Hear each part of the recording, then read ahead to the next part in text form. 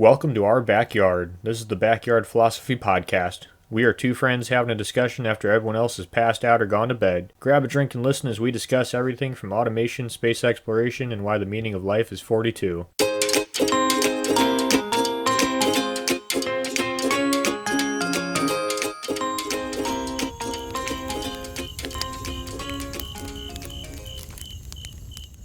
The Valley of Kings, land with hidden tombs, graves, and treasures, filled with history, stories, and untold wealth. Only, this is probably not the Valley of the Kings you are thinking of. No, this is the Valley of the Kings not a land covered in desert in Egypt. Now, this is a land covered by snow. This Valley of the Kings found not in Egypt, but found in Siberia. Oh no, Nick. Pack your winter clothes. We're traveling to Russia. Cough, cough, metaphorically, not literally. To talk about archaeological items that belong in a museum. But before we discover tombs, Nick, how are you and what are you drinking? I'm doing great. I'm nice and warm. I'm drinking a Busch Light. And I just gotta say, Mike, you know there's other parts of the world besides Siberia, right? Perhaps none so cruel. But hey, it sucked now and it sucked back then. It's time to travel back to the Bronze Age. I feel like this is like our 17th episode on Siberia. What happens in Siberia stays in Siberia. That I do believe. Back to the Bronze Age, a time when a culture, which until researching this, I did not know even existed. We are going to the age when the Scythians roamed the land, the territory that was stretching from the Middle East to Siberia. The Scythians, also known as the Scythes or Saka, or Ashusis or Ashuzis, or the Skoodi, depending on location and if you were allies with them or being raided by them. There's a 20% chance you pronounce one of those names right. That's a high percentage there, my friend. Well, there's a lot of names, so if you play the odds. The Scythians, a rather dominant culture, slashed an empire and it ruled and controlled the Paeonic Steppe. The Paeonic Steppe is basically the region around the Black Sea and the Caspian Sea and extending outward from there. For centuries, majority a nomadic culture, these people connected east to west during the Bronze Age. Some argue that they were the first people to master mounted cavalry warfare, and that's how they used it to control such a vast amount of land. Honestly, reading up on them, they just reminded me of Genghis Khan and the Mongolian Empire, before the Mongolian Empire even existed, if that gives you any context of them. Before their major role in connecting east to west brought this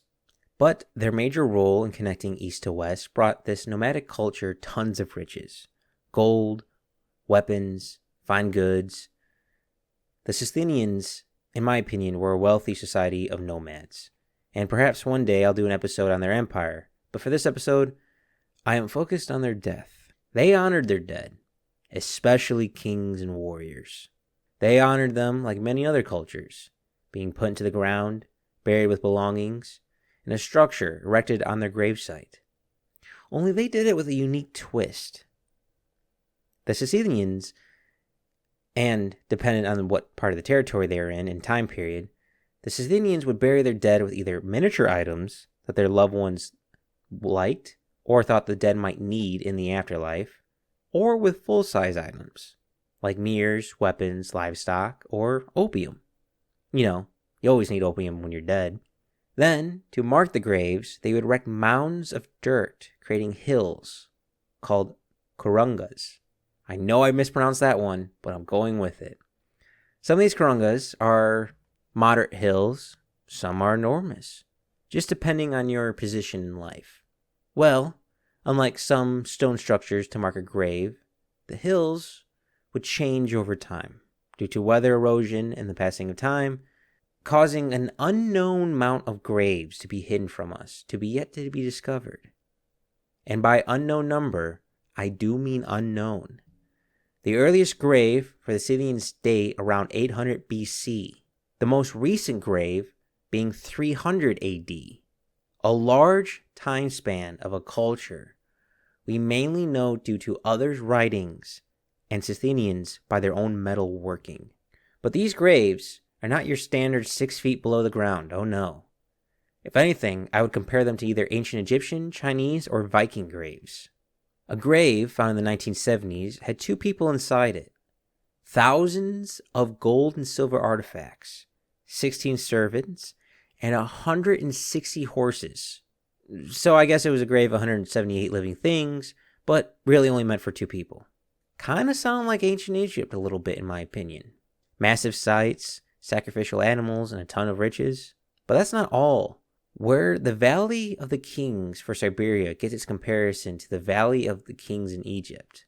For in the valley, specifically the Yuki River Valley, have found some 700 sites, some being big, some being small. Perhaps the sites are tied in some way to one another, but either way, big or small, a lot of sites. It's an Asian Valley of the Kings. A recent discovered tomb found in 2017 by Swiss archaeologist Gino Caspri, who found a tomb of a Scythian prince. The tomb, unnoticed on the ground, was spotted when he was looking at aerial photos and found a tomb bigger than a football field. A circular tomb with a diameter of 460 feet, which, by all accords, might be the biggest ever for this culture. I mean, how a grave's got to be pretty big to put 160 something horses in. The 160 horses wasn't even for the prince. That was for a smaller, I believe it was 2 warriors. How many horses do these people have? I mean, they are a horseback riding nomadic culture. Horses were probably worth more than gold, I imagine. But it's not just princes being buried. A grave found in 2020 found a tomb with 4 people in it. A man, 2 women, and a baby.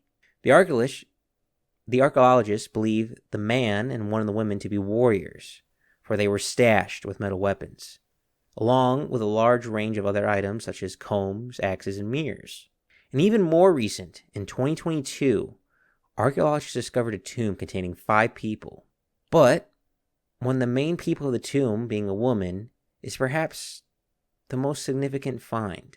She was found not far from a known Scythian chief, so archaeologists believe her to be associated with a chief, or at least important enough in her society to be buried like one. She was adorned and buried with necklaces and jewelry that before her were only found with male burial sites, which makes me wonder, what was her importance in her culture? But also, I found something interesting, is that she was also buried with an iron knife. Now remember, the Scythians were first a Bronze Age people who were, during this time in the transition from bronze to iron, makes it interesting that she was buried with an iron knife. To bury someone with New Age material in a time where resources are what you go to war for, I find that utterly fascinating. But why all these findings? And why now? Well, the valley, and where other Scythian graves are found, are covered by a lot of permafrost, making the land hard and hard to reach / investigate. But the permafrost adds an interesting byproduct. The cold, the snow, acts like a mummification for the graves, making many of the Scythians into ice mummies. So many are preserved. But due to climate change, the warmer weather makes the land more accessible for archaeologists, but also puts a very fast timer on finding the graves before the warming temperatures destroy the items that belong in a museum, Nick. Many people thought there were no more graves or graves of note to find due to grave robbers picking through the sites in both modern centuries and centuries of old. But due to technological advancing, making drone scans, satellite imaging more defined, global warming making the cold not last as long and unthawing some things, finding untouched graves or graves not fully picked over has become much easier. Who knows, Nick? Maybe one of these days we will adorn the Indiana Jones hats and venture out to help find an untouched grave. Well, now you know a little bit about the Scythians and the graves still yet to be found. And that's a culture I did not know existed until I accidentally came across this. Yeah, I've never heard of these people. But that's crazy. Well, that's a great way to hide your graves. Oh, it's just a hill. We're going to go and survey every hill. That's that's a really good one. And just a note on the importance of culture. From what I've done of light reading of them, they might have been the founders to start the foundation for the Silk Road. That blows my mind that I've never heard of them until now. So, hold on. I'm trying to find a map of this area. Where exactly is this at? So, if you are very interested in looking for this, you should look for the Pontiac Steppe. PONITCSTEPPE.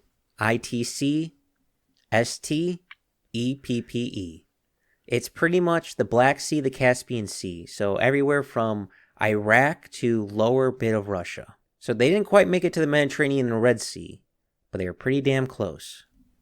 And where is it in there? I mean, I guess what I'm trying to say is, and I don't know if if this is stupid or not, because I don't really know. I'm just going to say it. Is there any chance that Genghis Khan's grave is somewhere buried like that? Because his empire overlaps that area, it looks like, from what I'm looking at. I think Genghis Khan and the Mongolian Empire came after, much after, the Scythians. Scythians ended, I think, around. And that's when that kind of grave AD. site stopped, that grave burial system. I mean, the most recent they found was 300 AD, but if I remember most of my readings, most of them are around the 500, 300 mark. So that's kind of like their prime, I guess, of BC, not AD, of massive graves.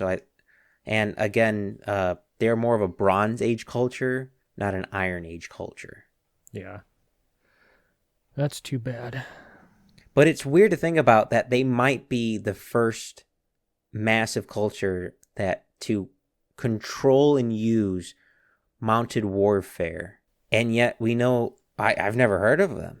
They've never come across my history books. But to be the first mounted cavalry, it makes sense why they had such a large kind of range of territory. If you have horses that can travel that much range, and you're on horseback going against enemies who are on foot, it wouldn't surprise me how much gold and treasures they got so they could be buried with. But with that being said, thank you all for listening.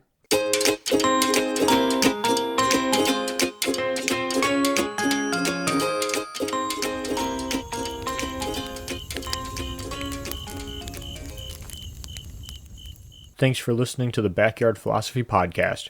We rarely finish a podcast without missing a point we wanted to bring up, so let us know what we forgot.